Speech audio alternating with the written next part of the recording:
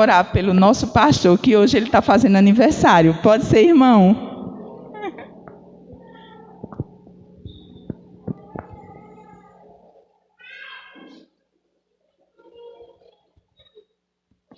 Vamos estender nossa mão aqui para nós abençoarmos a vida do nosso pastor, que é uma bênção em nossa vida e nos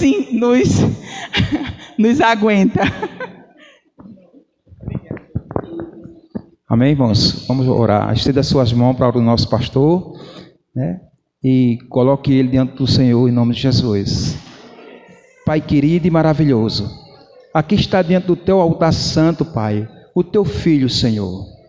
Pai, toma a sua vida em suas mãos, continua, Deus, abençoando seus passos, a sua caminhada. Deus vai estendendo as tuas mãos santas sobre sua vida, sua saúde, Senhor, sua família, sobre o seu ministério pastoral, Senhor. Vai dando renovo, força, coragem, fôlego, meu Pai, ousadia, Senhor, para que Ele possa conduzir, meu Deus, essa igreja debaixo da Tua presença e sob a direção do Teu Espírito Santo, Senhor. Pai, nessa noite nós colocamos diante do Senhor, meu Pai, a vida do Teu Filho, Senhor, que Tu possa cada dia acrescentar algo novo em sua vida, Senhor. Vai dando a Ele todas as estratégias do alto, Senhor. Vai dando a Ele, suprindo todas as suas necessidades, Senhor. Que seja, meu Pai, a principal, a espiritual, Senhor. Que Ele possa cada dia, meu Deus, poder, meu Deus, confiar e depositar confiança no Senhor, meu Pai, em nome de Jesus, meu Pai. Usa teu filho, meu Pai, como tu já tem usado, usa cada dia mais, meu Pai, e agradecemos por mais um ano de vida, pelo qual assim o Senhor concedeu a ele, meu Pai. E daqui para frente, meu Pai, nós cremos no Deus vivo e fiel, e cremos que o Senhor vai estar cada dia presente em suas vidas, Senhor, em sua vida. Continua com ele, Pai, continua dando força, continua dando coragem, continua dando ânimo, porque a gente sabe que os desafios são grandes, mas o Deus a quem ele serve é o Deus santo e poderoso, Senhor, que nada, meu Deus, foge do controle do Deus vivo, Pai. É assim que oramos e agradecemos por mais um ano de vida, pelo qual assim o Senhor acrescentou na vida do teu filho, que está aqui presente nesta querida e amada igreja. Obrigado, Pai, nós agradecemos pela vida do teu filho, chamado Pastor Davi. Obrigado por tudo. Em nome de Jesus, a igreja diz: amém.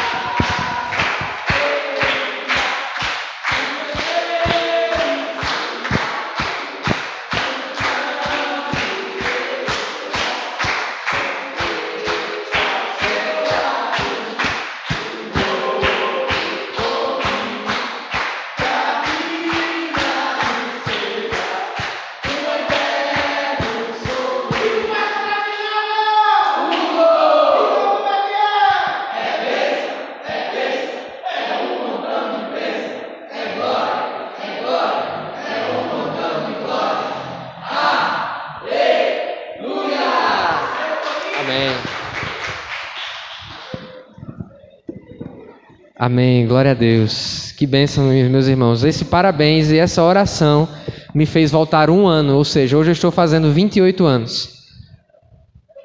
Glória a Deus. Foi bom que já pegou tudo na transmissão. Vou pedir só que alguém, por gentileza, minha Bíblia, acho que ela está aqui perto da bolsa, só para a gente iniciar então com a palavra do Senhor.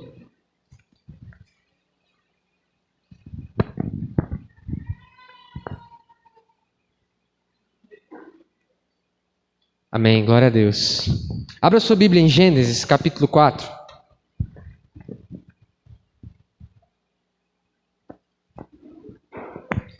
Louvo ao Senhor por cada mensagem que eu recebi. Os irmãos foram muito atenciosos, cuidadosos. Palavras muito especiais que recebi de cada um. E eu louvo ao Senhor pela vida dessa igreja, que é um dos presentes que Deus tem me concedido. Em nome de Jesus. Antes de nós fazermos a leitura, já que eu ainda estou em Lucas, né, a pregação em Lucas, ainda estou em Lucas, Gênesis capítulo 4. Antes de nós fazermos a leitura, quero apresentar o casal, acho que é um casal, né, que está nos visitando, que são o Luana e Neto. Sejam bem-vindos. Acho que eles estiveram sábado, não foi? No culto da JNI. Sejam muito bem-vindos, é muito bom tê-los aqui conosco. Vamos dizer isso, igreja? Sejam bem-vindos em nome de Jesus. Amém. A casa do Senhor é um lugar para todos aqueles que desejam ouvir a voz do Senhor e serem edificados por essa voz.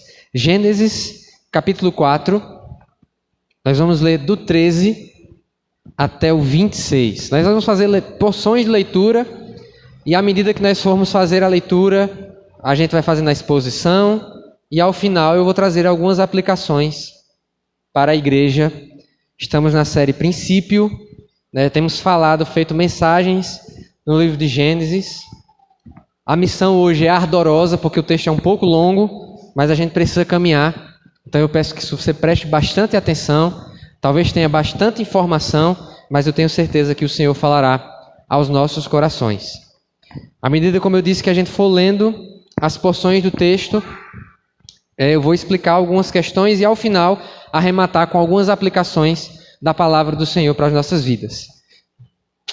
Okay? Se você tem perdido as últimas mensagens, não pôde estar junto, não pôde participar do culto, todas elas, com exceção de uma última recente, eu acho que foi a terceira ou a quarta, 4 quartas atrás, que não foi transmitido, mas a maior parte das mensagens está transmitida, né? Uma boa imagem, boa qualidade de som no nosso canal, então você pode assistir, lavando os pratos em casa, você também que está assistindo aqui online, pode vir para cá, né? Mas que a gente não perca o fio da meada enquanto temos meditado nessa temática. Amém? Todos aí, Gênesis 4, a partir do versículo 13. Antes de nós fazermos a leitura, eu quero relembrar que na última pregação nós falamos sobre o início do capítulo, sobre a morte de Abel, né? Aquele culto que ambos foram prestar ao Senhor e que terminou em morte. Por isso que o título da última mensagem foi o culto da morte. A oferta de Caim não foi aceita, a oferta de Abel acabou sendo aceita pelo Senhor porque ele foi obediente, né? E tanto o seu coração como a sua oferta foram aceitos por Deus, e isso gerou uma reação em Caim.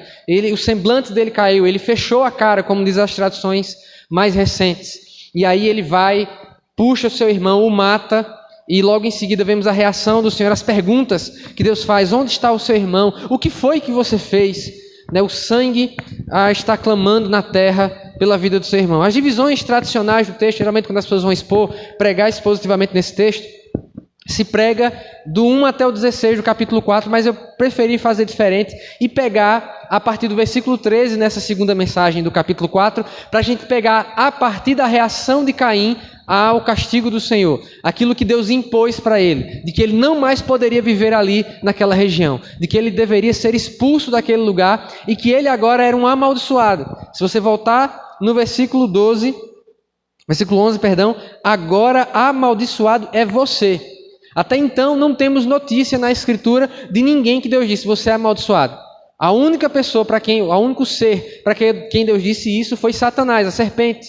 Mas agora ele está dizendo isso diretamente para Caim: você é amaldiçoado por causa do que você fez, e ele não pode mais viver nas proximidades do Éden, porque até então a família de Adão estava vivendo não dentro do Éden, porque eles haviam sido expulsos, mas na região do Éden, nas proximidades do Éden. Então Caim não pode mais estar naquele lugar, e hoje vamos ver a partir dessa reação.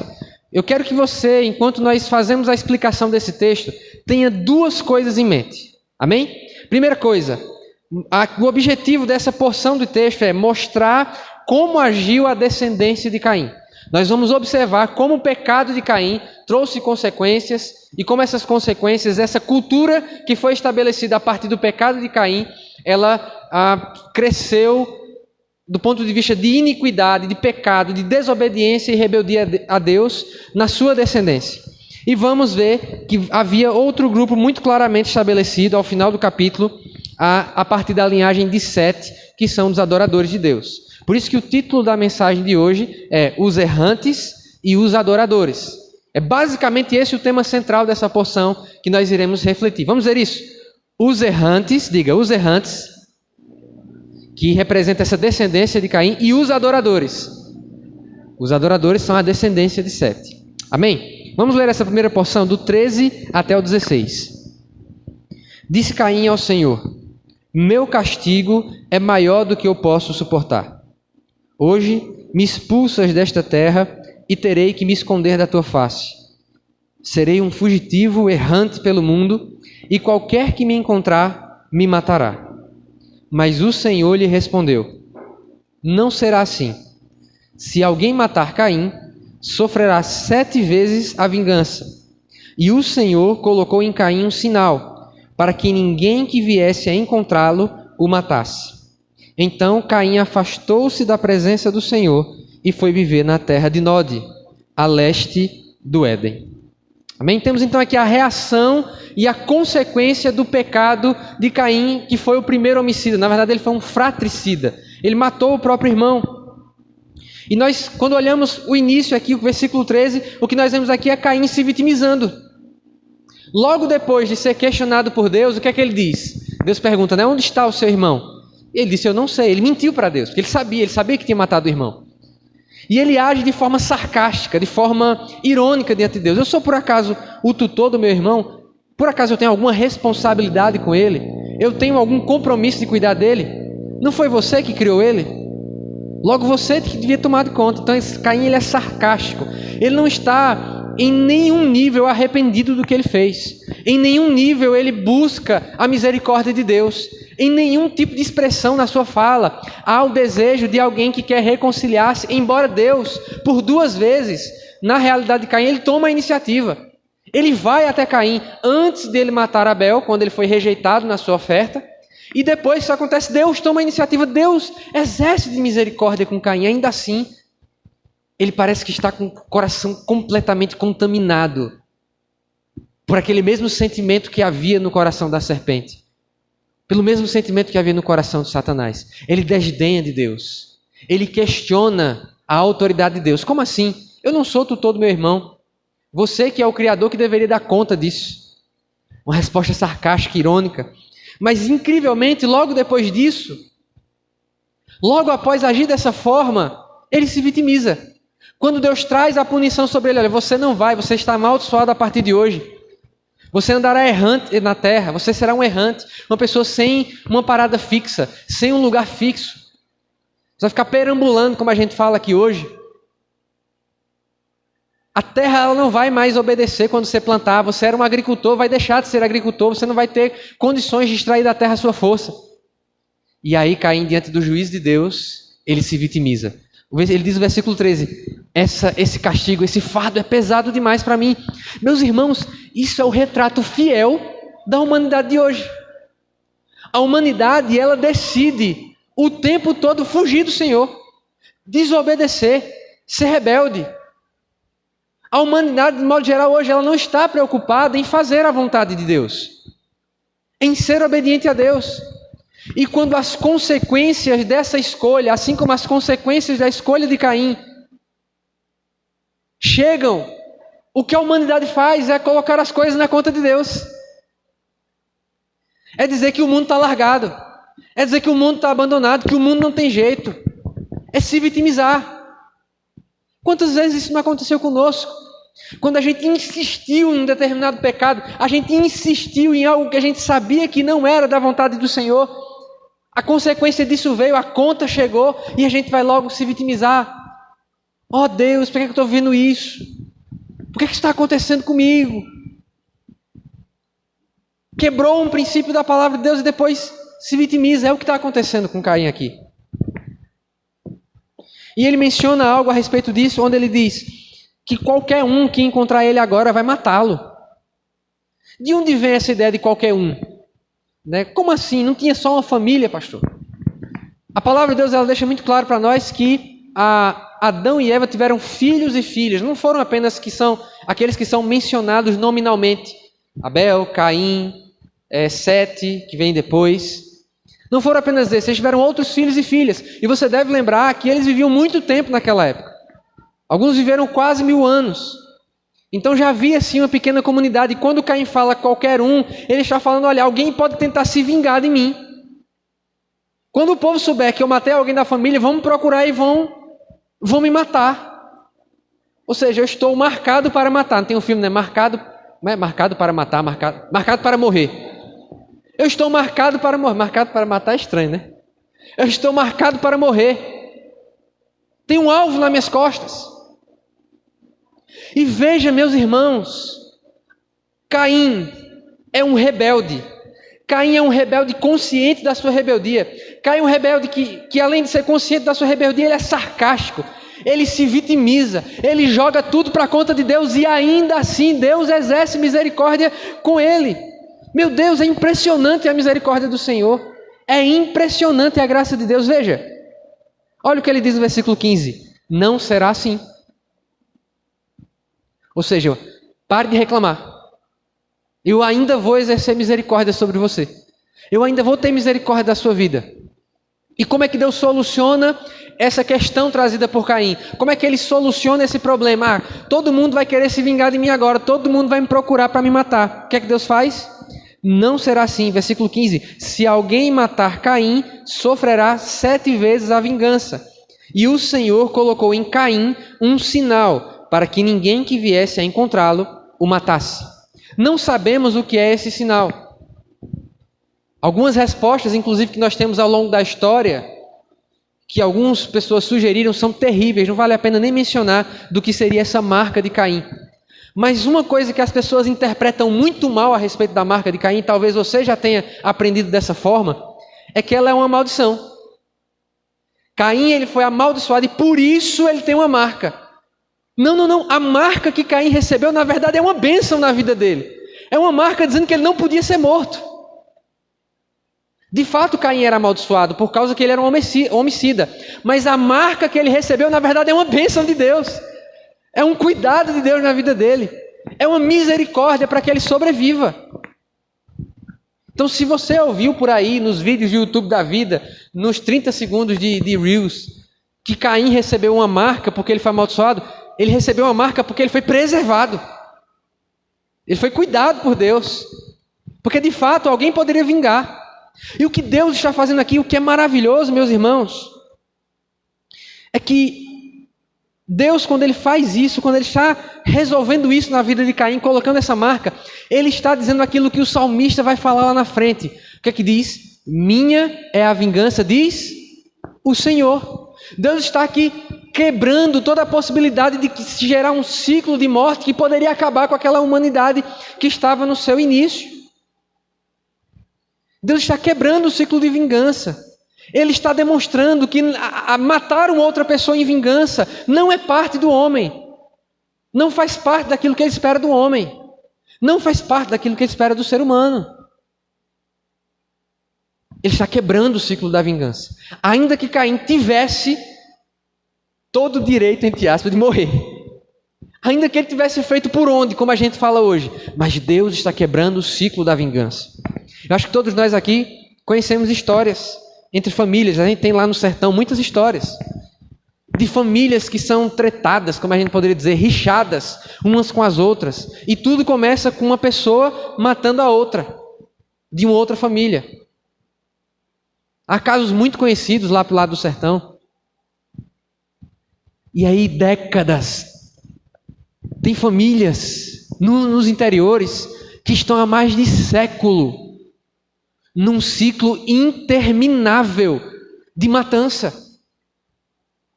Mata alguém, eu vou lá e mato a família do outro, vou lá, mato a família do outro, vou lá e nunca tem fim. E Deus, ao selar Caim com essa marca, ao colocar essa marca em Caim para identificar que quem fizesse algum mal contra ele sofreria 7 vezes a consequência, ele está dizendo, basta de morte. Ele está ecoando, muito antes de trazer o mandamento através do profeta, eu não tenho prazer na morte do ímpio. Deus não tem prazer na morte do ímpio. Enquanto tem gente que às vezes até com o nome de cristão celebra a morte do ímpio. Celebra, que bom que morreu. Fica festejando quando existem esses cortejos horríveis que se fazem quando se mata uma pessoa que estava num confronto. Eu não estou dizendo que aquela pessoa que vive no tráfico, que vive na bandidagem, que vive na vida errada, ela não colheu aquela consequência. O que nós não podemos é celebrar isso. O que nós não podemos é nos alegrar com isso, ficar fazendo cortejo nas cidades, com corpos de gente morta, com corpos de pessoas mortas. Deus não tem prazer na morte do ímpio e nós não deveríamos ter também. Porque nós somos o povo de Deus. Uma coisa são as consequências daquilo que as pessoas plantam. Lei da semeadura e da colheita. Outra coisa é isso ser celebrado. Outra coisa é isso fazer parte de uma cultura. Outra coisa é a gente ficar quase, como eu vejo às vezes as pessoas, esse senso de justiça que há no mundo, salivando quando vê um vídeo desse. Quem não lembra o tanto de vídeo que circulou quando pegaram aquele rapaz, o Lázaro? Meu Deus, a gente por acaso vive num açougue. Nós não temos prazer na morte do ímpio. Deus não tem prazer na vingança. Ele diz, a vingança pertence a mim. E ele, quando poderia ter se vingado de Caim, exerceu misericórdia na vida dele. Uma lição para mim e para você. Amém, meus irmãos? Agora, ele diz que se afastou, né? Na verdade o texto vai dizer, versículo 16, então Caim se afastou da presença do Senhor. Entenda aqui presença do Senhor como esse lugar onde a família de Adão e Eva viviam, onde eles ofereceram aquela oferta nas proximidades do Jardim do Éden. Ele saiu desse lugar, porque de fato a gente sabe que não há como fugir da presença de Deus.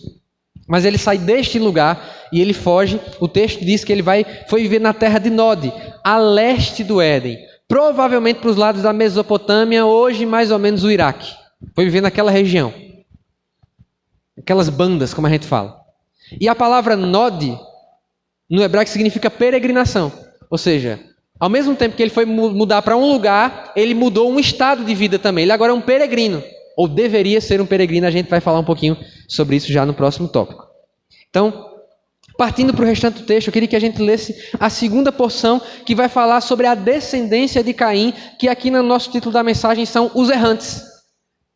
Então, a partir de hoje, Caim é esse primeiro nômade, esse primeiro errante, esse primeiro peregrino que vive perambulando pela terra, só que ele vai gerar uma descendência que nós vamos falar aqui. Leia comigo os versículos 17 a 24.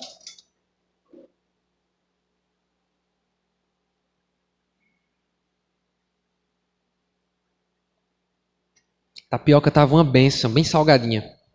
Chega, vontade de beber água não acaba. Versículo 17, acompanhe comigo. Caim teve relações com sua mulher, e ela engravidou e deu à luz Enoque. Depois, Caim fundou uma cidade, a qual deu o nome do seu filho Enoque. A Enoque nasceu Irade. Irade gerou a Meujael. Meujael a Metusael. E Metusael a Lameque. Olha aí nomes para botar no seu filho. Versículo 19. Lameque tomou duas mulheres. Uma chamava-se Ada e a outra Zilá. Ada deu à luz Jabal, que foi o pai daqueles que moram em tendas e criam rebanhos. O nome do irmão dele era Jubal, que foi o pai de todos os que tocam harpa e flauta. Zilá também deu à luz um filho chamado Tubal-Caim, que fabricava todo tipo de ferramentas de bronze e de ferro. Tubal-Caim teve uma irmã chamada Naamá. Disse Lameque às suas mulheres: Ada e Zilá, ouçam-me. Mulheres de Lameque, escutem minhas palavras. Um homem porque me feriu, e um menino porque me machucou. Se Caim é vingado 7 vezes, Lameque o será 77. Misericórdia, misericórdia mesmo. Caim gerou um filho com sua mulher. Há um detalhe aqui que a gente vai mencionar mais à frente, que diferencia já agora no início a descendência de Caim da descendência de Sete. Quem estava nas últimas mensagens lembra que Deus falou que haveriam 2 descendências que guerreariam uma com a outra. A descendência da serpente, a semente da serpente, a gente falou quem eram esses descendentes da serpente, e a descendência da mulher, ou o descendente da mulher. E falamos ali sobre o Evangelho, sobre como essa passagem aponta para o Evangelho. Então, Caim ele gerou um filho. Então, provavelmente não, só é possível que Caim tenha feito isso com uma relação consanguínea. Na verdade, todas as relações aqui, no princípio, elas são consanguíneas. Ou é com primo, ou é com irmão, porque é a primeira família. Na lei de Moisés, enquanto a lei de Moisés foi estabelecida, isso já deixa de ser, na verdade, muito antes disso. né, você vai ver que isso vai deixando de ser um costume porque a terra vai sendo povoada. Mas aqui, provavelmente uma parenta, ou irmã, como eu disse, ou prima, ou sobrinha de Caim, foi quem se tornou sua esposa. E ele deu à luz um filho que recebe o nome de Enoque. Não confundir com o Enoque, descendente de Sete, que a gente vai falar semana que vem sobre ele. Okay? Não confunda com esse Enoque. Esse Enoque aqui é filho de Caim. E aí, olha que coisa interessante. Depois que Caim teve esse filho, o versículo 17 fala: depois Caim fundou uma cidade, a qual deu o nome do seu filho Enoque. Temos aqui o relato da primeira cidade. Não pense que é uma cidade como Caruaru, com prédio, com arranha-céu, casa. Mas estamos falando de habitações, obviamente, simples, um povoamento de pessoas, provavelmente cercado de algo que a protegesse, como eram as cidades antigas. Então, a primeira cidade que se tem conhecimento é a cidade de Enoque, em homenagem ao filho de Caim. E aí você vai ter aqui como marca, e algumas pessoas acham que isso estabelece que a cidade, né? E aqui a gente precisa falar sobre como o lugar é importante na Escritura, a cidade, o monte, o jardim, as localizações e a maneira como elas são colocadas. Jerusalém, por exemplo, é uma cidade muito importante na Escritura. O Monte Sião, o Monte Sinai, o Jardim do Éden. Então, a maneira como a Bíblia menciona lugares, especialmente agora no Gênesis, ela é muito significativa. E algumas pessoas elas acham, interpretam que o fato de Caim ter sido o primeiro a conceber a ideia de uma cidade, o primeiro urbanista da história, faz com que a cidade ela seja má. Mas não é bem isso que acontece ao longo da Escritura. Nós vamos ver lugares, cidades sendo mencionadas como lugar de habitação do Senhor, como é o caso de Jerusalém. Mas é interessante observar que por detrás desse avanço do conhecimento humano, se a gente pode falar isso, porque na verdade tudo que a gente leu aqui, que foi realizado pela descendência de Caim, prova que o ser humano ele não foi criado como um hominídeo que foi evoluindo. Não, o homem foi criado com plenas faculdades. Ele desenvolvia com inteligência já plena, ferramentas, música, como a gente vai ver à frente. Então, com a inteligência que ele possuía, enquanto um ser humano, Caim funda aquela cidade, constrói aquela cidade, aquele povoamento inicial. Mas se você ler os versículos anteriores e prestou atenção comigo, o que foi que Deus disse para Caim? Disse que ele ia ser errante. Que ele ia ser um peregrino, que ele ia andar perambulando na terra. A construção dessa cidade de Enoque é uma desobediência de Caim. É mais uma vez Caim resistindo àquilo que foi dito pelo Senhor. É mais uma vez Caim dizendo, não, eu não vou obedecer à vontade do Criador. Eu não vou, eu vou me fixar. Eu vou ficar em um lugar só. Então a grande questão aqui é que a cidade construída por Caim na sua origem, ela é um ato de desobediência. Ela é um ato de resistência à palavra de Deus. Ele está dizendo, eu não aceito a sentença que foi colocada sobre mim. Eu vou me fixar no lugar. Eu vou ficar num lugar só. E ali, naquela primeira cidade, aquele primeiro lugar urbano é que se desenvolve essa descendência de Caim. E aí vai, né, até a quarta, quinta geração, tataraneto talvez. Na quinta geração nós temos um descendente de Caim específico sendo mencionado. O nome dele é Lameque. Também não confundir com o Lameque, que é descendente de Sete. Tem alguns nomes em comum aqui nas descendências. E esse Lameque, ele vai ser responsável, direta ou indiretamente, pela introdução de algumas coisas que Moisés, que é o autor de Gênesis, faz questão de mencionar aqui. Olha o que aqui o texto fala. Lameque, versículo 19, tomou 2 mulheres. Uma chamava-se Ada e a outra Zilá. A maneira como este versículo é colocado dá a entender que em alguma medida Lameque fez uso da força para ser o primeiro a instituir aquilo que chamamos de bigamia, na verdade poligamia. Mais de uma esposa. Ele é o primeiro na história a ter mais de uma esposa. E é daí que nós vemos que qualquer coisa que tente justificar uma pessoa num envolvimento matrimonial com 2, 3, e aí você fala, mas Abraão, mas Jacó, mas não sei quem da Bíblia era de Deus, e estavam todos errados, porque o que é que havia lá no princípio? Um homem, uma mulher. E o primeiro a tentar inovar a parada, a tentar mudar, a tentar fazer diferente, é um descendente iníquo e pecaminoso da linhagem de Caim, da linhagem da desobediência, da linhagem da rebeldia. Ele é o primeiro, e ele faz isso, como o texto sugere, tomou para si, faz isso com alguma violência. Como a gente vai perceber, ele é um homem bem violento. Ele é um homem que age através da força. Mais do que isso, os descendentes de Lameque, eles são responsáveis por algumas coisas interessantes. Por exemplo, versículo 20. Ada deu à luz Jabal, que foi o pai daqueles que moram em tendas e criam rebanhos. E criam gado em algumas traduções. Então, o primeiro pecuarista foi Jabal. Primeiro a fabricar tendas, ou seja, a fabricar moradias que sirvam nessa peregrinação. A tenda, até Abraão, Isaac e Jacó habitaram em tendas que servem para essa peregrinação, que servem como moradias mais bem estruturadas para esse peregrinar. Ele vem da descendência de Lameque. E criam rebanhos. Até aqui, a única menção de criar animais é a respeito de Abel, que ele era pastor de ovelhas. Mas agora, aqui na palavra rebanho, entra uma série de outros animais. Gado, camelo, boi, novilho. Que você imaginar aqui, a pecuária, de modo geral, foi inserida aqui através dessa descendência. Primeiro pecuarista. Não sei se tem alguém aqui que faz alguma coisa, algum curso nessa área. Saiba que você... Não vou dizer isso, mas o primeiro foi Jabal. Não vou dizer que você é descendência dele, não. Misericórdia. O nome do irmão dele, de Jabal, era Jubal, o texto vai dizer. Imagina na hora de chamar os dois, para dar uma bronca.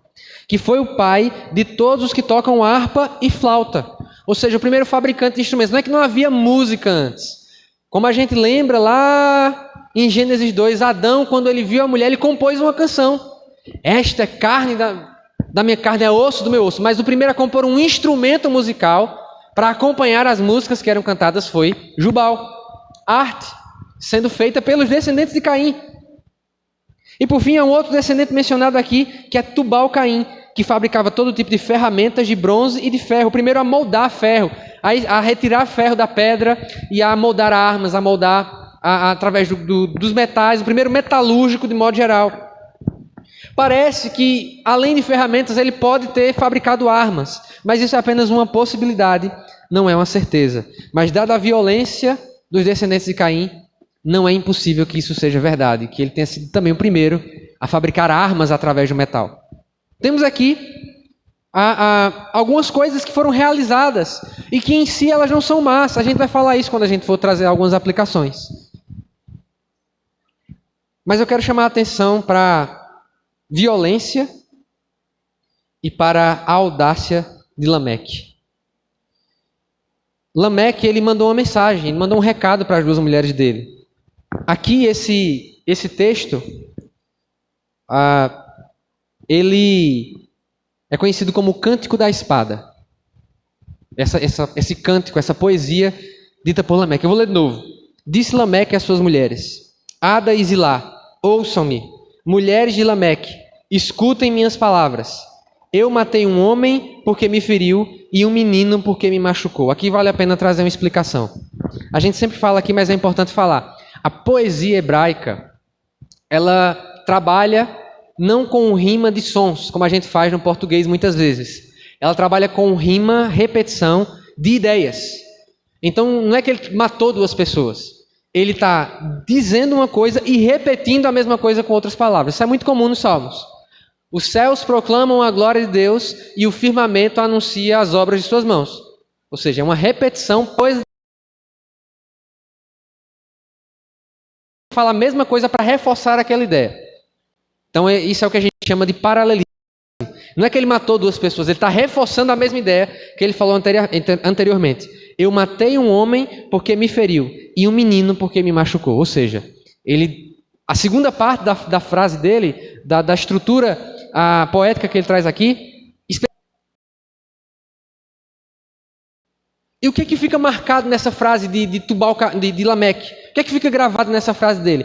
A desproporcionalidade do seu ódio. Eu matei alguém porque me machucou. Veja, a gente lê a lei de Moisés e a gente fica assustado, né? Olho por olho, dente por dente, mão por mão. Agora imagine alguém que revida desproporcionalmente.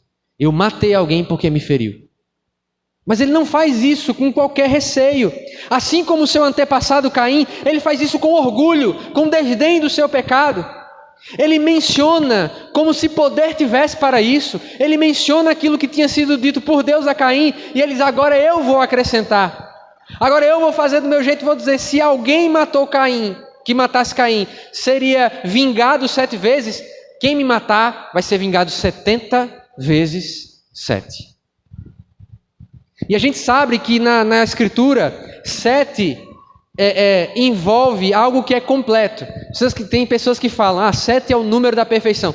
Não é que é o número da perfeição. 7 fala sobre algo completo. Então, quando Deus fala: se alguém matar Caim será vingado 7 vezes, é uma vingança completa. É uma vingança perfeita no sentido que ela vai ser executada até o final. Mas quando se fala em 70 vezes 7, é algo que é executado ao final e multiplicado. Exagerado. Ele disse: assim como eu exagero na violência, que outras pessoas exagerem na vingança, no derramar de sangue, na ira, quando alguém fizer alguma coisa contra mim. Ele se coloca, Lameque, no lugar de Deus, como alguém que é capaz de proferir algum tipo de maldição, algum tipo de coisa sobre a vida de alguém. Esse é o estado, meus irmãos, da descendência de Caim, apenas 4, 5 gerações após ele, após o pecado dele. Veja quão rapidamente o pecado se instalou. Mas eu quero chamar a atenção. Eu quero que você observe e constate comigo no texto, até o final aqui no Cântico da Espada, onde o nome de Deus é mencionado aqui. Dos versículos 17 até o 24. Não há uma menção ao nome de Deus em tudo aquilo que a descendência de Caim fez. Ou seja, eles abandonaram completamente o Senhor. Quando a gente olha o nascimento do próprio Caim, o nascimento de Abel, Eva agradece a Deus. Deus me concedeu. Graças a Deus eu adquiri. Caim tem um filho, Deus não é mencionado. Seus descendentes fabricam instrumentos de ferro, desenvolvem cidades, criam instrumentos musicais e o nome de Deus não é mencionado. Há um avanço tecnológico, há um avanço cultural, mas apartado de Deus. Meus irmãos, isso fala muito sobre a nossa própria realidade. Isso fala muito sobre o nosso mundo secular que nós vivemos. Quando Salomão falou que não há nada novo debaixo do sol, isso também tem a ver com o que a gente está falando aqui. A gente diz: esse mundo está sem Deus. O mundo da família de Caim, da descendência de Caim, também era um mundo sem Deus. Também era um mundo onde as pessoas trocaram Deus por todas as coisas que elas podiam fazer. Tudo aquilo que o intelecto delas podia produzir. E embora muitas dessas coisas são boas e proveitosas, a gente vai falar disso no final, como eu já falei, mas não importa o quanto a gente faça de proveitoso, sem Deus, o caráter é revelado. Uma sociedade que está evoluindo tecnicamente, evoluindo no seu pensamento, evoluindo naquilo que produz, sem Deus, mas moralmente podre. A violência de Lameque revela que por detrás de todo esse conhecimento que estava sendo desenvolvido, o que havia era uma nação e um povo rebelde. O iluminismo vendeu para o mundo a ideia de que as coisas iriam evoluir a tal modo, a ciência, os avanços tecnológicos, aquilo que seria produzido pela razão do homem, iria evoluir a tal ponto que o homem não precisaria mais de Deus. Os pós-iluministas, alguns chegaram a decretar: Deus está morto, Ele não é mais necessário na sociedade, Ele não atende mais às demandas da sociedade. E quando as promessas do iluminismo chegaram no ápice, quando o homem desenvolveu uma série de coisas, eletricidade, ondas de rádio, a evolução industrial a pleno vapor, quando o homem parecia ter chegado no seu ápice, as maiores guerras, os maiores conflitos e que mataram mais gente na história aconteceram, que foram a Primeira e a Segunda Guerra Mundial, como se Deus estivesse demonstrando: é isso que acontece quando vocês confiam no que vocês fazem e me tiram da jogada. Eu não estou dizendo que é só por causa disso, mas uma das grandes tragédias, a gente tem que clamar, orar ao Senhor. Eu vi um vídeo, meus irmãos, talvez você tenha visto esse vídeo. Um professor, não sei, um pastor está numa escola. E ele pergunta aos adolescentes: quem aqui já teve algum pensamento suicida? Já pensou em tirar a sua vida? a maioria levanta, meus irmãos, a mão. Uma sociedade que, na defesa de um denominado Estado laico, que não é um Estado laico, é um Estado laicista, um Estado que tem se tornado cada vez mais inimigo de Deus. Deus tem sido retirado das escolas. A pregação do Evangelho é cada vez mais tolhida. Eu contei essa experiência aqui. Estive pregando numa escola, onde eu tive que pedir permissão a todo mundo que estava presente para fazer uma oração. Como nós podemos esperar um resultado diferente se a gente está tirando Deus da ciência, se a gente está tirando Deus da educação, se a gente está tirando Deus dos espaços públicos e dizendo aqui não entra religião, aqui não entra Bíblia? Que resultado a gente acha que a gente vai ter, meus irmãos? É por isso que nós precisamos urgentemente que eu, você, nós que servimos ao Senhor estejamos nos mais variados espaços da sociedade. Porque a falência de um povo é quando ele tira Deus da jogada. É o que aconteceu com a descendência de Caim. Tinha música, tinha arte, tinha uma economia baseada ali no agropecuário, tinha cidade, mas era moralmente corrompida. Estava se destruindo. Era violenta. Era rebelde. O pecado era não apenas cometido, mas celebrado. Se batia no peito e dizia, eu faço isso mesmo. Para você achar que não é só a nossa época que a coisa era ruim. Aqui também a coisa era muito ruim. Mas agora eu quero, em terceiro lugar, que a gente vá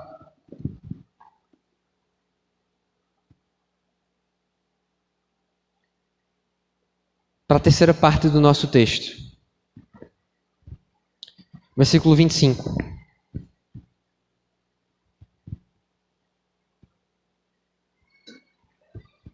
Novamente, Adão teve relações com sua mulher, e ela deu à luz outro filho, a quem chamou Sete, dizendo, Deus me concedeu um filho no lugar de Abel, visto que Caim o matou. Também a Sete nasceu um filho, a quem deu o nome de Enos. Nesta época, começou-se a invocar o nome do Senhor. Estamos aqui falando da descendência de Sete, ou os adoradores. Por isso que o título da mensagem é Os Errantes e os Adoradores. Aqui está a segunda linhagem. Aquilo que o capítulo 6 vai chamar os filhos de Deus. A gente vai chegar lá. Deus me concedeu, veja que diferença, né? Deus me proporcionou, Deus me concedeu um filho no lugar de Abel. Veja que diferença do pensamento da linhagem de Caim. A palavra Sete, o nome Sete significa compensação. Está dizendo, Deus compensou, Deus preencheu aquela lacuna, Deus resolveu o problema que foi criado pelo pecado de Caim. Deus é o provedor, meus irmãos. Ele sempre é aquele que provê, apesar do pecado do homem, apesar das falhas do homem, apesar das limitações do homem, apesar de tudo que o homem faz para desfazer o plano de Deus, muitas vezes influenciado pela serpente, influenciado por Satanás, mas Deus é aquele que provê aquilo que é necessário, e Ele proveu uma nova descendência. Se você for lá no Evangelho de Lucas, o nome de Sete é mencionado. A genealogia de Lucas, ela vai voltando até chegar em Sete. Né? Filho de Sete, filho de Adão, filho de Deus. Deus providenciou um filho. A promessa ainda está mantida. A expectativa do primeiro casal de um descendente que irá esmagar a cabeça da serpente não mudou. Deus continua sendo fiel à sua promessa. Louvado seja o nome de Deus. E aí esse filho, Sete, tem um outro filho, Enos. E aí há uma frase que ela é muito rica em seus sentidos. Ela diz, nessa época, ou seja, na geração de Enos, na linhagem de Sete, nessa descendência santa, nessa descendência que irá cumprir o propósito do Senhor, nessa época de Enos, começou-se a invocar o nome do Senhor. É importante lembrar aqui que é a primeira vez que é mencionado o nome Iavé. Quando aparece Senhor aqui é Jeová ou Iavé, como a gente menciona, que é de fato o nome de Deus. Até antes é mencionado o nome Elohim, Elohim, Elohim. Então isso indica que a partir da geração de Enos, o culto ele passa a ser mais pessoal. Não é que não havia culto. Quando a gente volta, a gente sabe que Caim e Abel participaram de um ato de adoração. Provavelmente aquele lugar que o texto chama no capítulo 4 de a presença do Senhor, de onde Caim foge, era um lugar, o meio do familiar ali onde havia algum tipo de adoração a Deus. Mas parece que essa adoração na geração de Enos ela passa a ser mais pessoal. Envolve o nome do próprio Deus. O nome com o qual Deus se revelou a Moisés, que escreveu o livro de Gênesis, lá em Êxodo. Eu sou quem sou. Esse nome passa a ser aplicado na adoração do povo de Deus, da linhagem de Sete. Um outro significado que pode ter que o nome do Senhor passou a ser invocado é que a partir da geração de Enos, a adoração a Deus ela passou a ser pública, visível, para que outras pessoas pudessem contemplar e participar daquilo que estava acontecendo. Não era mais apenas um mero ato individual. Abel trouxe sua oferta, Caim trouxe... Não, é uma adoração pública. Outras pessoas estão participando daquela oferta, daquele sacrifício, daquilo que está acontecendo de adoração a Deus. Um outro indício um outro significado é que a partir dessa geração de Enos, esse invocar envolve proclamar. A partir de agora o nome de Deus é pregado. O nome de Deus é espalhado. A adoração a Deus, ela faz parte de uma pregação. Por exemplo, Noé, ele é chamado de pregador da justiça no Novo Testamento. O que indica que essa linhagem, já na geração de Enos, ela está preocupada em proclamar o nome do Senhor. Em falar do nome do Senhor, não apenas para as próximas gerações, mas para as outras pessoas. E está aqui marcado, então, essa geração de adoradores. Uma adoração pública, uma adoração que é pessoal ao se referir a Deus.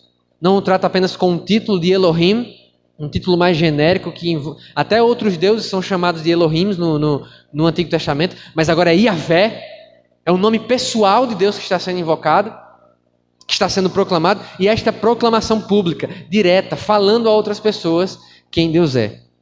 Louvado seja o Senhor, Ele sempre tem um remanescente fiel. É dessas passagens como essa que a teologia cristã desenvolveu aquilo que nós chamamos de cidade de Deus e cidade dos homens. Caim, ele é a representação, e a descendência de Caim é a representação da cidade dos homens. Esse nome, cidade de Deus, cidade dos homens, não foi dos filmes que fizeram aqui no Brasil, não. Não tem nada a ver com Acerola, com Zé Pequeno. Quem fez os filmes é que pegou emprestado da teologia esse nome. Isso são nomenclaturas agostinianas, de Agostinho de Hipona. Ele se refere à descendência de Caim, àqueles que desobedecem a Deus ao longo da história como cidade dos homens. E aqueles que servem ao Senhor, que temem ao Senhor ao longo da história como cidade de Deus. E isso começa mais ou menos por aqui. Agora eu quero trazer algumas aplicações, bem brevemente, e nós iremos participar da mesa do Senhor. Sustenta aí, não cansa não. Foi um pouquinho mais longa a mensagem, mas eu creio que há muitas coisas que nós podemos aplicar à nossa vida. Em primeiro lugar, fica muito claro que a poligamia, meus irmãos, falando do aspecto familiar aqui, a poligamia não faz parte do plano de Deus. Seja uma poligamia legalizada, nos países onde ela acontece legalizada, seja a poligamia cultural que a gente tem visto aqui, não existe para o povo de Deus esse negócio de trisal. Não existe isso. Fique bem claro aqui que o padrão do Senhor é um homem e uma mulher. O que passa disso é invenção do homem, é atender à carne, é rebeldia, é fugir do propósito do Senhor. No princípio foi criado uma mulher para um homem. E tudo o que há culturalmente, não importa, meus irmãos, o quanto a cultura mude. Não importa que a cultura diga daqui a 10, 15 anos você pode casar com um cachorro. Isso não muda o que Deus espera, isso não muda o para que nós somos criados, o propósito para o qual nós somos criados, não muda. Deus não muda, Deus é o mesmo ontem, hoje, Jesus Cristo, na verdade, é o texto de Hebreus diz, é o mesmo ontem, hoje e para sempre. Eu, o Senhor, não mudo. Não há sombra de variação em Deus, como diz Tiago. Deus é Deus o tempo todo e os seus preceitos, os seus princípios não mudam. Segunda aplicação, nossa sociedade secularizada reflete muito da descendência de Caim, como a gente mencionou aqui. Quando a gente fala que há o secularismo, é isso. É o mundo, a sociedade, de modo geral, tentando apartar Deus das coisas. Se tornando hostil a qualquer tipo de adoração a Deus, a qualquer tipo de proclamação do nome de Deus. Isso é antigo. Isso é muito antigo. Não pense que isso é uma novidade dos últimos 2, 3 séculos. Isso é muito antigo, mas infelizmente isso dá muito errado. Veja só, os Estados Unidos. As pessoas de lá especialmente, né, tem esse orgulho. Nós somos uma nação cristã. Faz um bom tempo, talvez nunca, na verdade, os Estados Unidos tenha sido uma nação cristã. Porque quando a gente olha para o Novo Testamento, não há muito esse conceito de nação cristã. Esse país é o país cristão. Tem lá na Inglaterra, por exemplo, né, o rei, que era a rainha, agora é o rei, ele é o chefe da igreja, e a Inglaterra é a nação cristã, é a nação anglicana. Não é bem, a gente sabe que não é assim. Mas verdade seja dita, que embora não tenha sido totalmente uma nação cristã no sentido da palavra, os Estados Unidos culturalmente aplicaram muitos princípios da palavra do Senhor. E tudo começou a dar errado quando eles pararam de fazer isso. Tudo começou a dar errado quando eles secularizaram. Tudo começou a dar errado quando eles começaram a abrir mão da palavra de Deus, como aconteceu na Europa e como eu temo que aconteça no Brasil. Nós talvez nunca sejamos uma nação cristã, mas que nós nunca sejamos uma nação que despreza os princípios da palavra de Deus, onde a palavra de Deus não tem espaço. Uma outra coisa que a gente pode aplicar hoje também diz respeito às duas descendências estarem divididas. Lá em Judas é mencionado que Caim pertencia ao maligno. Olha que coisa forte. Sempre vai ser assim. Deus ele menciona o tempo todo no Antigo Testamento que ele fará a diferença entre aqueles que são e os que não são. E isso deve ser um balizador do nosso coração. Isso deve ser um balizador da expectativa que nós temos das pessoas. É claro que Deus pode transformar o coração das pessoas. Mas há aqueles que permanecem na impiedade. Sempre haverão aqueles que desobedeceram a Deus. Toda geração vai ter aqueles que não servem. Aqueles que se colocam como inimigos, como rebeldes da cruz, do evangelho, que não aceitam o Senhor. A gente não pode mudar isso, é uma realidade. Agora, que isso não nos impeça de proclamar o nome do Senhor como fez a geração de Enos. Quarta aplicação. Homens maus podem fazer coisas boas.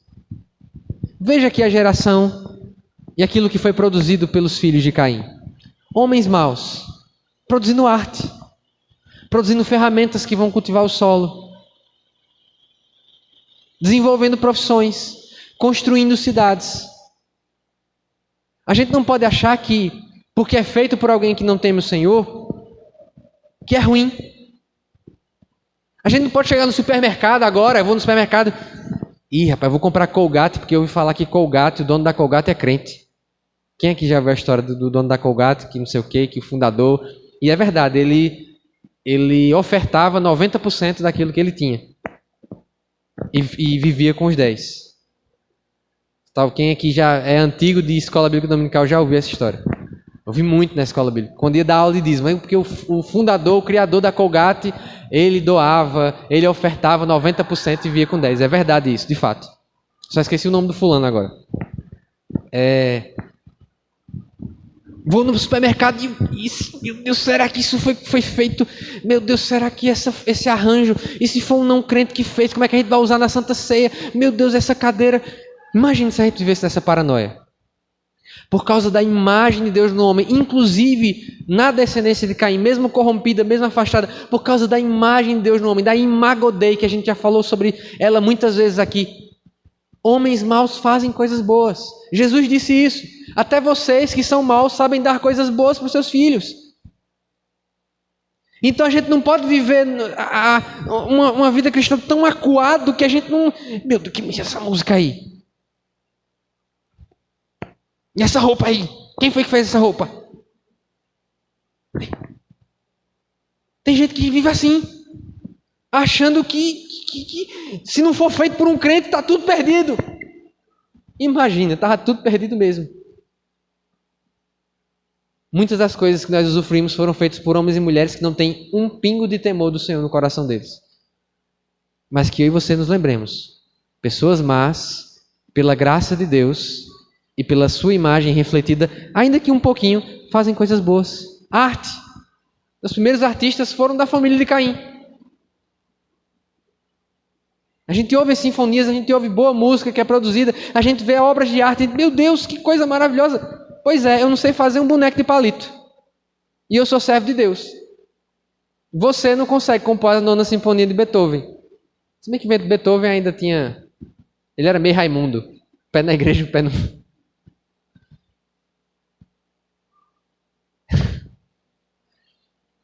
Você e eu não conseguimos pintar um quadro que um camarada que odeia Deus vai lá e pinta. E aí? Pessoas que são más ainda fazem coisas boas pela graça de Deus. A gente pode aprender a treinar os nossos olhos para ver as coisas boas de Deus naquilo que homens e mulheres horríveis, sem nenhum temor, estão fazendo. Alguém já disse que toda verdade é verdade de Deus, não importa de que boca saia. Se Deus usou uma jumenta, já dizia a história, já dizia o irmão, se Deus usou uma jumenta, por que ele não pode, pela sua graça, fazer algo através da vida de um ímpio? Agora precisamos treinar os nossos olhos. Precisamos ter filtro. Precisamos treinar a nossa consciência. Precisamos ter habilidade para separar coisas de coisas. E por último não, ainda tem mais duas coisas. Quinto lugar, a vingança não pertence ao homem.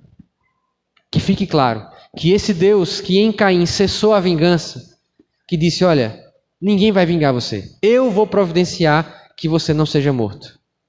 Que nós nos lembremos disso. Que a vingança não pertence a nós. Não vale a pena retribuir, meu irmão. Não vale a pena orar para que a pessoa sofra. Não cabe a mim e a você mexer os pauzinhos para que alguém... Não siga esse caminho. Você que está vendo essa mensagem, não siga esse caminho. E por último, última aplicação. A descendência santa adora publicamente. Aqueles que servem a Deus sem medo de fazer isso diante dos outros. Sem medo de mostrar quem realmente são. Na geração de Enos começou a se invocar o nome do Senhor de forma pública, proclamando quem Deus é. Não tenha vergonha de ser um servo do Senhor. Não tenha vergonha de ser uma serva do Senhor. Não tenha vergonha no seu Instagram, nas suas redes sociais de servir ao Senhor. Não tenha vergonha no seu trabalho de servir ao Senhor. Você é alguém que invoca o nome de Deus, mas você faz isso publicamente. Não há crente 007. Nós somos o sal da terra, nós somos a luz do mundo. Essas duas linguagens são linguagens que apontam para evidência, publicidade. Jesus disse, se o sal não salgar, ou seja, se o sal não for relevante ali na comida, ele não serve para nada. Então joga fora para ser pisado pelos homens. Não seja pisado pelos homens, seja relevante. Seja público na sua forma de servir a Deus. E não é só dizendo jargões. Então, agora o pastor disse que minha adoração tem que ser pública. Aí a pessoa vai e fala alguma coisa, misericórdia, está repreendido em nome de Jesus, está amarrado, pronto. A pessoa agora sabe que eu sou crente. Não é só sobre isso que eu estou falando. Estou falando de deixar claro até nos detalhes que você serve ao Senhor. Onde você está passando. Em nome do Senhor Jesus. Vamos ficar de pé?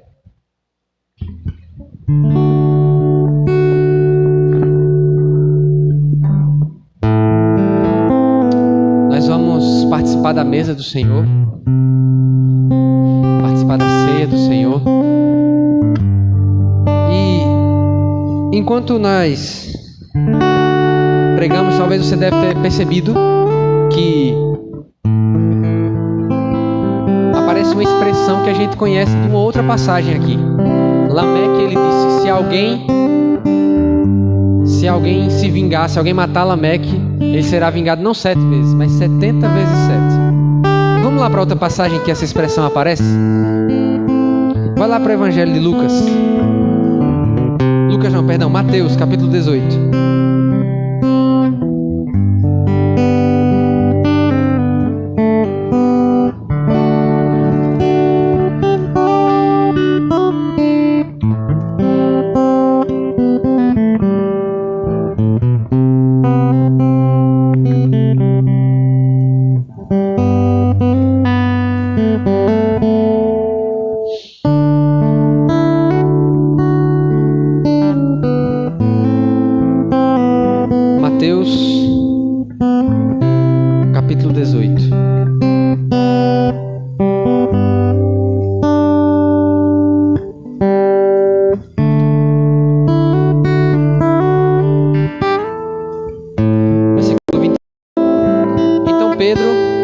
aproximou-se de Jesus e perguntou: Senhor, quantas vezes deverei perdoar o meu irmão quando ele pecar contra mim? Até 7 vezes? Pergunta de Pedro. Uma medida completa, Jesus, de perdão? Jesus respondeu: eu lhe digo, não até 7, mas até 70 vezes 7. Olha que coisa maravilhosa. Jesus estabeleceu uma outra regra. Nada de vingança completa, mas perdão completo. Perdão completo e multiplicado. Perdão completo e exponencializado. É isso que ele espera de mim e de você. Olha como ele continua. Por isso, o reino dos céus é como um rei que desejava acertar contas com os seus servos. Quando começou o acerto, foi trazido à sua presença um que lhe devia uma enorme quantidade de prata. Como não tinha condições de pagar, o Senhor ordenou que ele, sua mulher, seus filhos e tudo o que ele possuía fossem vendidos para pagar a dívida. O Senhor prostrou-se diante dele e lhe implorou: tem paciência comigo e eu te pagarei tudo. O Senhor daquele servo teve compaixão dele, cancelou a dívida e o deixou ir. Mas, quando aquele servo saiu, encontrou um dos seus conservos, que lhe devia 100 denários, pouquinho comparado com o que ele devia. Agarrou e começou a sufocá-lo, dizendo: pague-me o que me deve. Então o seu conservo caiu de joelhos e implorou-lhe: tenha paciência comigo, eu lhe pagarei. Mas ele não quis. Antes, saiu e mandou lançá-lo na prisão, até que pagasse a dívida. Quando os outros servos, companheiros dele, viram o que havia acontecido, ficaram muito tristes e foram contar ao seu senhor tudo o que havia acontecido. Então o Senhor chamou o servo e disse: servo mau, cancelei toda a sua dívida porque você implorou. Você não devia ter tido misericórdia do seu conservo como eu tive de você? Irado, seu senhor entregou aos torturadores até que pagasse tudo o que devia. Jesus conclui: assim também lhes fará meu Pai Celestial, se cada um de vocês não perdoar de coração o seu irmão. É sério, né, pastor? É muito sério. Tem que perdoar. Tem que perdoar, pastor. Não conheço outro caminho. Ah, mas tudo que qualquer pessoa tenha feito a você é 100 denários, perto da enorme dívida que você tinha com o rei, que chegou e disse: está cancelada a dívida. Como a gente viu aqui no culto das 7 palavras, tetelestai, está cancelado, está pago. Não há nada que nós devemos perdoar hoje que se compare àquilo que já foi perdoado em nós. Não há nada em você hoje que você tenha que perdoar que seja maior do que aquilo que Jesus já perdoou em você. 70 vezes 7. Nós vamos participar da ceia do Senhor, lembrando desse perdão maravilhoso dele em nossas vidas. Eu vou pedir que você feche seus olhos, nós vamos fazer uma oração. Vou pedir para a irmã da paz e a irmã Jaque nos auxiliarem na distribuição dos elementos. Mas a palavra de Deus, ela fala em 1 Coríntios capítulo 11, que a gente deve examinar o nosso coração antes de tomar a ceia. Todo aquele que é convertido ao Senhor, todo aquele que serve a Cristo, todo aquele que já entregou sua vida a Jesus, que nasceu de novo, é chamado a participar da ceia, a examinar o seu coração, pedir perdão e tomar dos elementos do pão e do suco de uva. Nós vamos fazer uma oração e eu peço que você faça esse exercício agora. Senhor, nós te agradecemos essa noite, nós bendizemos o teu santo nome, nós honramos o teu santo nome, ó Deus, e queremos te pedir que o Senhor abençoe, ó Deus, cada um dos elementos que iremos tomar agora. Nós pedimos, ó Pai, que o Senhor, ó Deus, nos lembre nesse momento, sonde o nosso coração, se temos pecado contra o Senhor, se temos sido infiéis à tua vontade, se temos, ó Pai, tido pouco zelo em obedecer a tua palavra. Nós te pedimos tua graça sobre nossas vidas. Perdoa-nos, Senhor. Perdoa-nos, ó Deus, e nos ajuda a perdoar o nosso irmão, porque a dívida que qualquer pessoa pode ter conosco é muito pequena, Pai, comparada à dívida que foi paga por nós. Em nome do Senhor Jesus, ó Deus, prepara o nosso coração para a mesa do Senhor, prepara o nosso coração para esse momento. Em nome de Jesus. Amém. Amém. Enquanto louvamos ao Senhor, você pode tomar os elementos em nome de Jesus.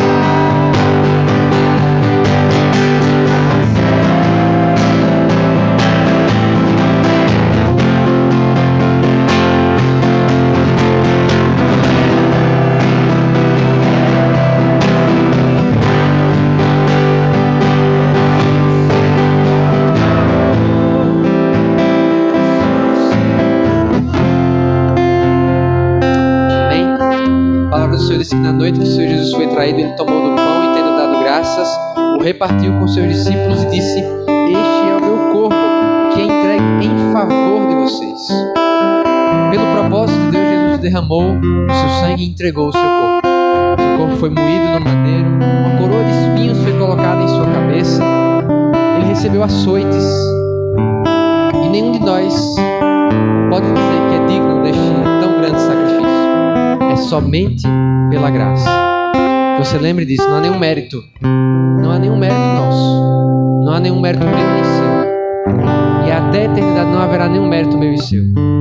Então que a gente cumpra em nossas vidas, a partir de hoje, essa palavra que nós recebemos de graça e entregamos de graça. Que Ele nos sustente para espalhar essa graça. Em nome do Senhor Jesus. Que o corpo de Cristo seja o nosso sustento. Que Ele seja o nosso alimento. Que Ele nos fortaleça para fazer a sua vontade. Coma do pão em nome de Jesus.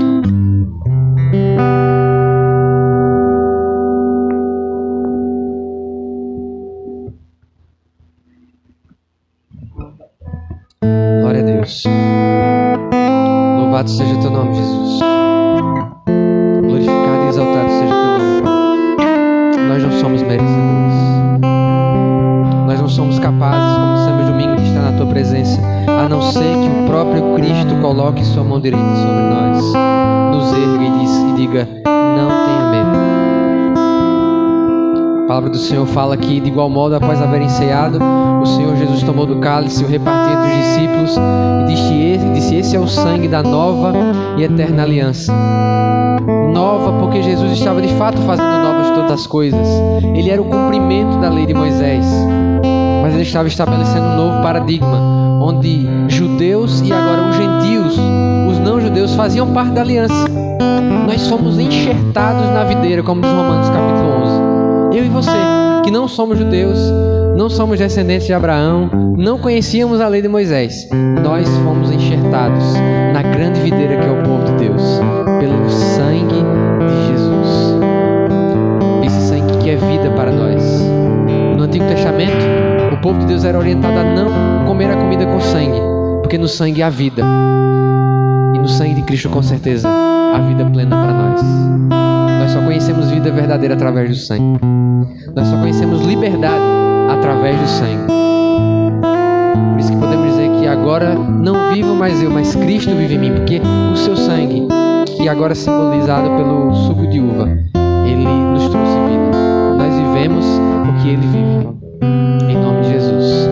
E que o sangue de Cristo nos conserve inculpáveis, nos conserve em santidade plena, em vida de obediência, até que ele venha. Em nome do Senhor Jesus. Beba do cálice.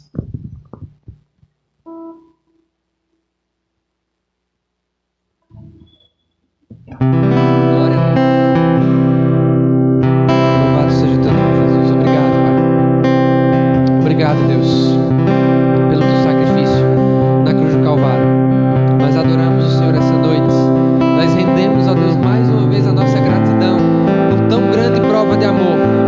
Ele prova o seu amor por nós, tendo morrido Jesus antes mesmo, quando éramos todos inimigos, ó Pai. Ó Deus, que no nosso coração haja plena convicção, Pai, do amor de Cristo por nós, da bondade e da graça de Cristo por nós. Essa noite, ó Deus, nós encerramos esse culto conscientes, ó Deus, que o sacrifício de Cristo, ele é maior do que o pecado, ele é maior do que o mundo, ele é maior, Deus, do que todas as ofertas, do que todas as riquezas. Ele é maior do que tudo isso, porque ele nos proporcionou uma vida que é plena hoje e será plena no futuro, na eternidade, quando nos encontraremos com o nosso Salvador. Obrigado. Abençoa a vida da tua igreja, abençoa a vida do teu povo. Aplica essa palavra de hoje aos nossos corações. Ó Deus, que sejamos como a descendência santa, como os filhos da descendência de Sete, que invoca o nome do Senhor, mas não de forma apenas privada, mas publicamente. Queremos ter uma vida de adoradores, em nome do Senhor Jesus. Que o Senhor te abençoe e te guarde, que o Senhor faça resplandecer a luz do seu rosto sobre ti e tenha misericórdia de ti. Que sobre você o Senhor erga o brilho de sua glória e te conceda a paz, porque fiel é o que nos chama, o qual também o fará para a glória de Deus o Pai. E nós dizemos juntos: porque dele, por ele e para ele são todas as coisas. Deus abençoe sua vida.